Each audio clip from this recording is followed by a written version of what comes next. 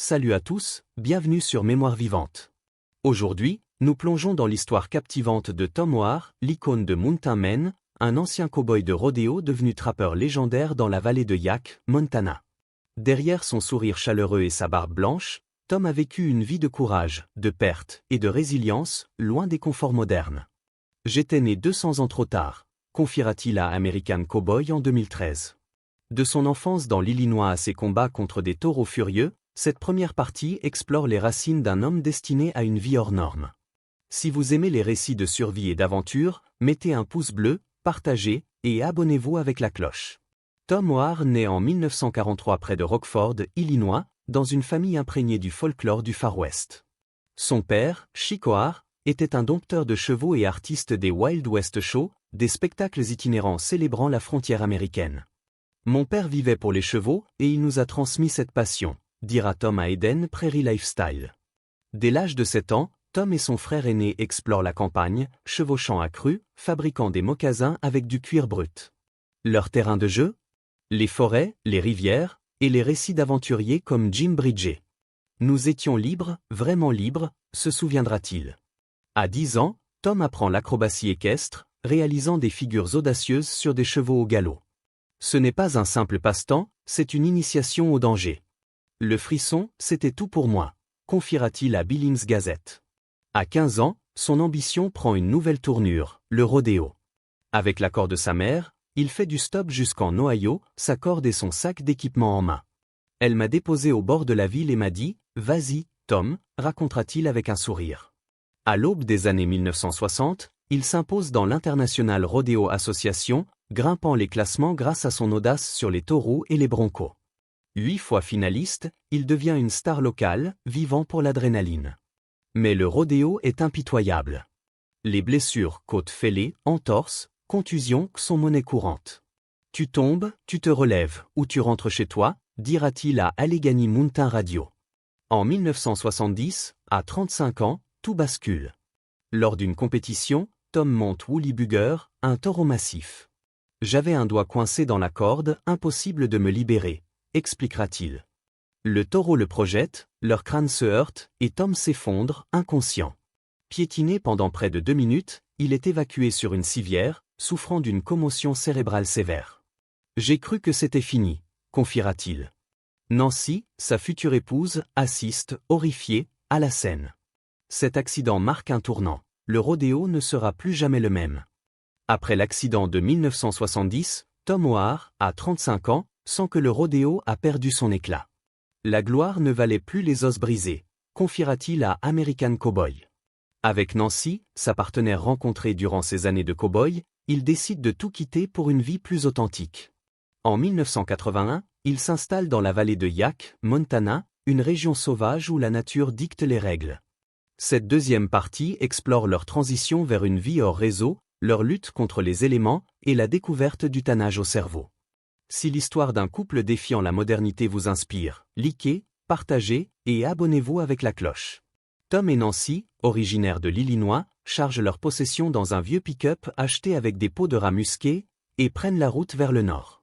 On n'avait aucune idée de ce qui nous attendait, dira Tom à Billings Gazette. La vallée de Yaak, avec ses 250 habitants, ses hivers brutaux et son absence de commodité moderne, est un défi colossal.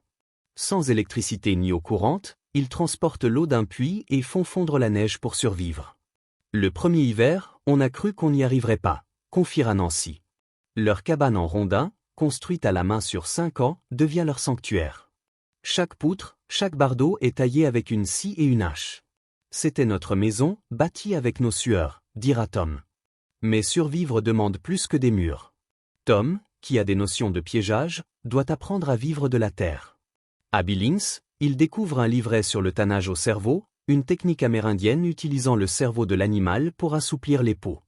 Ce livret à $3 a changé nos vies, racontera-t-il à Eden Prairie Lifestyle. Après des années d'essais, ces peaux deviennent souples, durables et magnifiques. Tom et Nancy participent à des Black Powder rendez-vous où leurs vêtements en peau de daim ou mocassins, vestes, pantalons gagnent une réputation d'excellence. C'est ce qu'on portait à l'époque des trappeurs, dira Tom avec fierté. Leurs revenus restent modestes, jamais plus de $5 000 par an, mais suffisants. On n'avait pas besoin de plus, confiera Nancy. Leur partenariat est une force, ils chassent, tannent et cuisinent comme une seule entité, défiant les hivers impitoyables et les prédateurs comme les grizzlies. Comment ont-ils transformé la survie en art? La suite explore leur ascension.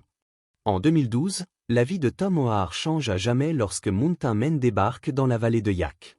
Recommandé par un voisin, Tim Linan, Tom devient une star de la série History Channel, captivant des millions de téléspectateurs avec sa vie hors réseau. Je fais juste ce que je fais d'habitude, dira-t-il à Billings Gazette. Mais la célébrité apporte des défis inattendus, des commandes ingérables, des visiteurs envahissants, et une intrusion dans leur intimité. Cette partie explore l'impact de Mountain Men sur Tom et Nancy. Si leur authenticité vous touche, likez, partagez et abonnez-vous avec la cloche. Mountain Men suit Tom, Nancy et leur chien Ellie dans leur quotidien, piégeage, tannage, chasse. Leur cabane, nichée le long de la rivière Yak, devient un symbole de résilience. Les téléspectateurs sont fascinés par la maîtrise de Tom dans le tannage au cerveau et son calme face au danger. Il ne joue pas un rôle, il est juste lui, dira un producteur de Warm Springs Productions. Mais la visibilité a un prix. Les commandes affluent mocassins, couteaux, arcs primitifs au point que Tom plaisante, il n'y a plus assez d'orignaux dans la vallée. L'été, leur propriété devient un lieu de pèlerinage. Plus de 300 personnes sont venues l'an dernier, confiera Tom à Allegheny Mountain Radio. Des fans des États-Unis, voire de Suisse, arrivent pour des photos. Ce sanctuaire de solitude est envahi, et Nancy, bien que courtoise, lutte pour préserver leur paix. On voulait juste vivre simplement, dira-t-elle. Malgré les caméras, Tom reste fidèle à lui-même, refusant de dramatiser pour l'audience. Ils exagèrent les dangers, mais moi, je fais ce que j'ai toujours fait, plaisantera-t-il. Comment la célébrité a-t-elle testé leur résilience? La suite explore une perte déchirante. En 2015, Tom O'Hare affronte une épreuve qu'aucune caméra ne peut capturer, la perte de sa fille, Killy O'Hare, décédée à 49 ans le 26 avril 2015. Quand tu perds un enfant, rien n'est plus pareil, confiera-t-il à un proche, selon The Sleb Info. Cette partie explore le chagrin discret de Tom, sa relation avec ses enfants, et la force qu'il puise dans la nature et Nancy pour continuer. Si cette histoire de résilience face à la tragédie vous émeut, likez, partagez, et abonnez-vous avec la cloche. Killy, née le 14 février 1966 de Tom et sa première épouse, Janice Frazee, était une lumière dans la vie de Tom. Après leur divorce, Tom reste proche de Killy et de son fils, Chad. La mort de Killy, dont les détails restent privés, laisse une cicatrice indélébile. Il n'a jamais parlé publiquement de cette douleur, note un ami dans The Sleb Info. La nature devient son refuge, couper du bois, tanner des pots, écouter le silence de la forêt. La montagne m'a sauvé, dira-t-il. Nancy, sa partenaire indéfectible, devient son ancre. Elle m'a tenu debout, confiera Tom. Ils continuent leur routine, mais le deuil ralentit ses gestes. Chad, désormais en Floride, perpétue l'héritage familial en dressant des chevaux. Mon père m'a appris à ne jamais abandonner, dira Chad dans une interview. Malgré la douleur, Tom et Nancy maintiennent leur commerce, vendant des pots et des couteaux au rendez-vous. Le travail m'empêche de sombrer, expliquera Tom. Comment a-t-il affronté les défis de santé qui suivront? La suite explore cette nouvelle bataille. En 2022, la santé de Tom O'Hare vacille. Une nuit, dans leur cabane de Yak, il se réveille, essoufflé, le cœur défaillant.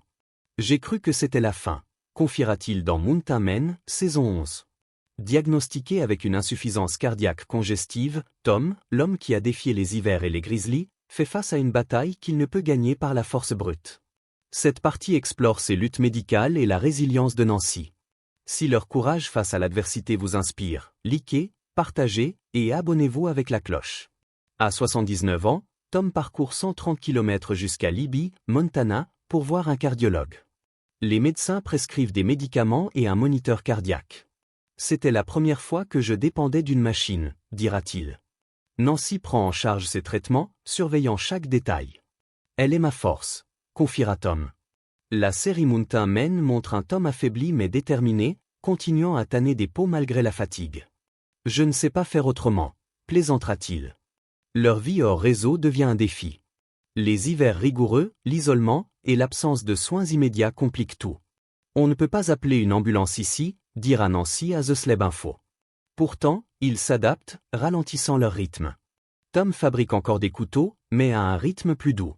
Le corps ralentit, pas l'esprit, dira-t-il. Leur fils Chad, en Floride, les presse de déménager pour un climat plus clément. Comment Tom et Nancy ont-ils pris cette décision déchirante? La dernière partie révèle leur choix. En 2024, Tom et Nancy O'Hare prennent une décision déchirante, quitter la vallée de Yaak pour la Floride, près de leur fils Chad, pour un meilleur suivi médical. Laisser la montagne, c'était comme laisser une partie de moi, confiera Tom à The Slab Info. Cette dernière partie explore leur transition, leur héritage, et répond à la question: quel moment du parcours de Tom vous a le plus touché et pensez-vous qu'il a eu raison de s'éloigner des projecteurs? Si leur histoire de résilience vous émeut, likez, partagez, et abonnez-vous avec la cloche. La Floride, avec son soleil et ses commodités, contraste avec la rudesse de Yaak. Tom, désormais dans sa 82e année, continue de tanner des pots et de partager son savoir via Mountain Man Coffee et des apparitions limitées. Je ne serai jamais un homme de ville, dira-t-il avec un sourire. Nancy organise leur nouvelle vie, recréant un coin de rusticité dans leur maison. Leur lien reste indéfectible, forgé par des décennies de défis partagés. Réponse à la question: quel moment du parcours de Tom vous a le plus touché et pensez-vous qu'il a eu raison de s'éloigner des projecteurs? Le moment le plus touchant est sans doute la perte de Killy en 2015. Ce chagrin silencieux, porté avec dignité, révèle une facette intime de Tom, un homme qui a transformé la douleur en résilience grâce à la nature et à Nancy. Sa décision de quitter les projecteurs était juste. Après 35 ans dans la wilderness et une santé fragile, rejoindre Chad en Floride était un acte d'amour pour sa famille et lui-même. La montagne m'a tout appris, mais la famille est ce qui compte, dira-t-il.